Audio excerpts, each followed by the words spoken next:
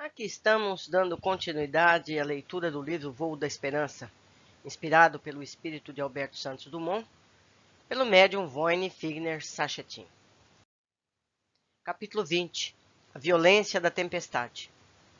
As chicotadas da chuva batendo na fuselagem faziam um barulho infernal dentro da aeronave, parecendo que gigantes rolavam imensos tambores de metal pelas escadas do infinito. Os trovões roucos e raivosos respondiam às chibatadas de fogo dos raios, cortando as nuvens, fragmentando o céu, parecendo galhos de árvores de fogos acesas pela natureza em fúria.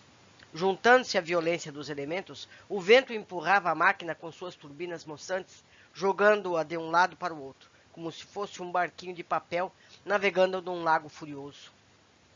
Eu lembro a vocês que esse é um avião que para nós hoje é antigo.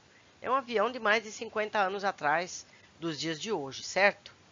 Os cintos de segurança foram apertados por ordem do comandante. Os jovens pilotos, controlando as emoções, olhavam-se, assustados. De repente, um vácuo aspira a aeronave para baixo como se fosse imenso abismo no ar. O avião geme os motores, tentando reequilibrar-se ante a violência da tempestade. As bagagens de mãos, nos bagageiros, acima das cabeças, caem nos corredores e o pânico se instala. Um golpe de vento joga a ponta da asa esquerda para cima. Mesmo com os cintos apertados, os passageiros se amontoam sobre o vizinho da direita e o pavor se reflete nas faces. O comandante preocupa-se porque já iniciara os procedimentos para aterrissagem. Os pilotos sabiam que o mais grave nessas situações é a perda de altura e, conforme a topografia do terreno sobre o qual se voa, a aeronave pode se espatifar contra algum monte ou montanha. Felizmente, Rondônia tem raras montanhas, muito poucas colinas. A selva ali é um tapete uniforme, verde e plano. O mais difícil para os jovens pilotos, ainda não acostumados ao voo por instrumentos, era que não viam um palmo além do nariz da aeronave, pois a chuva abundante e o vapor que se formava no ar aquecido faziam da rota um labirinto no céu onde navegavam. Barômetros e altímetros, bússolas e rádio, modernos compassos da navegação aérea, pouco lhes ajudavam naquela confusão da atmosfera revoltada na tempestade. O comandante pediu calma, explicando que, apesar do desconforto, por ser região plana, o risco era pequeno. Porém, por precaução, arremeteu ganhando altura e passando por Porto Velho, sem vê-la. Apenas Pedrinho, com seus olhos curiosos, conseguiu enxergar por um vão entre as nuvens o rio Madeira, lá embaixo. A aeronave ganhou altura para atingir camadas de nuvens mais tranquilas. As informações meteorológicas diziam que por muitas horas o tempo na região continuaria instável. O comandante conversou com a tripulação e resolveu cancelar aquela escala em Porto Velho, rumando para Cuiabá. Quando o tempo melhorou, apagaram-se as luzes de emergência dentro da aeronave. O comandante explicou aos passageiros que fenômenos como aqueles não são raros, mas sempre muito desconfortáveis e preocupam muito, apesar do pouco perigo. Ele tinha informação que lá na frente, em Cuiabá, o tempo estava chuvoso, porém sem ventanias, trovões ou relâmpagos. A jornada continuou. Voavam serenamente na altura de cruzeiro, na rota firme. Aproveitando a oportunidade de ensinar, o comandante explicou a Pedrinho e Roberto que o bom piloto não é aquele que sai de uma situação perigosa, mas aquele que não entra nela. Por isso julgava que a decisão de cancelar a escala em Porto Velho foi correta. No horizonte distante via-se o avião perdendo altura, como se descesse por uma rampa gigantesca e acidentada, estendida no ar, em direção ao aeroporto de Cuiabá. Sacolejando, chegariam lá. Fora das nuvens, viam no horizonte uma cena grandiosa. Os meandros do rio Cuiabá se espraiando na mata, parecendo serpentes enormes que penetravam na selva deslizando para o sul, para contribuir na formação do Pantanal Mato Grossense. Quando o avião circulou sobre a cidade, Roberto, como ávido leitor que era, se lembrou da história dos bandeirantes que ficaram suas botas naquela região, na depressão formada pelo leito do rio, onde as bateias separavam o ouro e a areia do solo cuiabano. Entre os pingos da chuva, ele viu pelo para-brisa a capital moderna emoldurada pelo rio Cuiabá.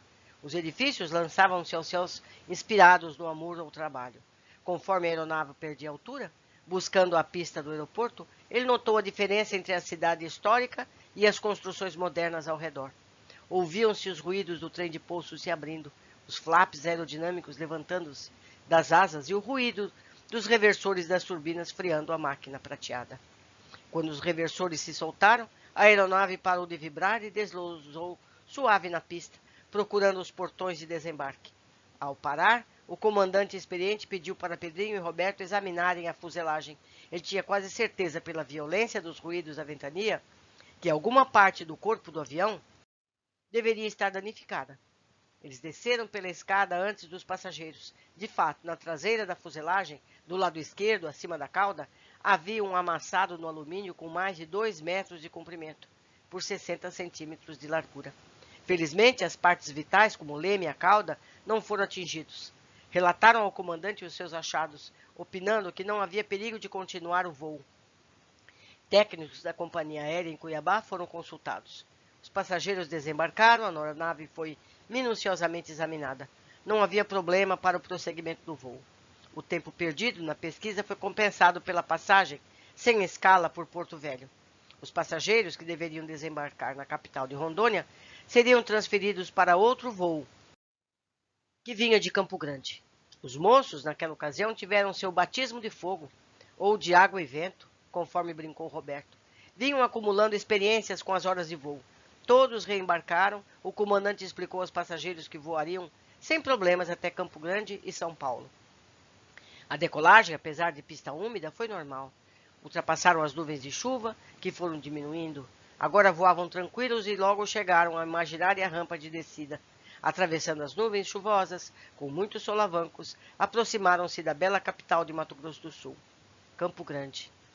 Com suas áreas verdes, belos parques, mostrando ao seu redor o respeito ao meio ambiente, como um progresso caminhando junto ao bom senso para conservarem o Pantanal maravilhoso. Do alto, viam-se os verdes cenários encharcados de água e gigantescas árvores mergulhadas no imenso lago formado pela chuva na planície ampla.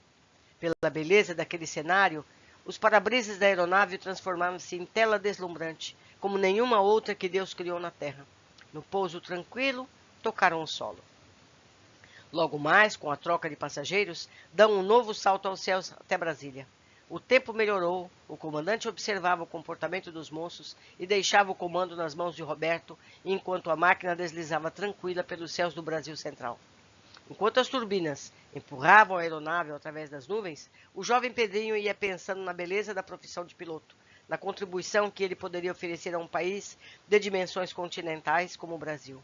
Aproveitando a serenidade do voo, ia pensando na nobreza do trabalho que transportava a cultura pelos céus do país. Imaginava, porém, a responsabilidade daqueles que, em terra, garantem a segurança do voo, como os controladores das torres, no seu posto de sérias tensões emocionais. Pensava nos operários, calculistas, engenheiros, construtores, empreiteiros que fazem as pistas, que calculam os aterros, quando estes suportam o asfalto, as aeronaves pesadas que aterrissam, batendo os trens de pouso com pesos gigantescos. Considerava que um voo seguro precisa de equipe tranquila, bem preparada numa cadeia de inteligências, profissionais responsáveis, que apenas um elo desta corrente magnífica falhar poderá causar catástrofes com perdas de vidas preciosas. O jovem piloto aprumou-se na poltrona, desviou o pensamento para as turbinas e, nas alturas, empurrava o avião na direção do próprio destino, levando homens, ciência, tecnologia, alimentos, mercadorias, medicamentos, enfim, frutos do trabalho coordenado de todo o país. A aparelhagem eletrônica indicava a aproximação de Brasília. Roberto entregou o controle da aeronave ao comandante e, junto a Pedrinho, ficou observando os procedimentos de aproximação do aeroporto na aterrissagem. O cansaço, fruto da tensão emocional, mais do que o trabalho físico, foi tomando conta de toda a tripulação. Roberto respira fundo. Mais um salto no ar e estaremos em casa, companheiro. Chegaram a São Paulo. Os dias foram se desenrolando, transmitindo experiência, criando preocupações, vencendo decepções, mas, acima de tudo, confortando-os no sentimento do dever retamente cumprido, coroando-lhes as horas. Tivemos agora um capítulo mais movimentado. Ficamos por aqui nesse momento e aguardo vocês no próximo. Até breve.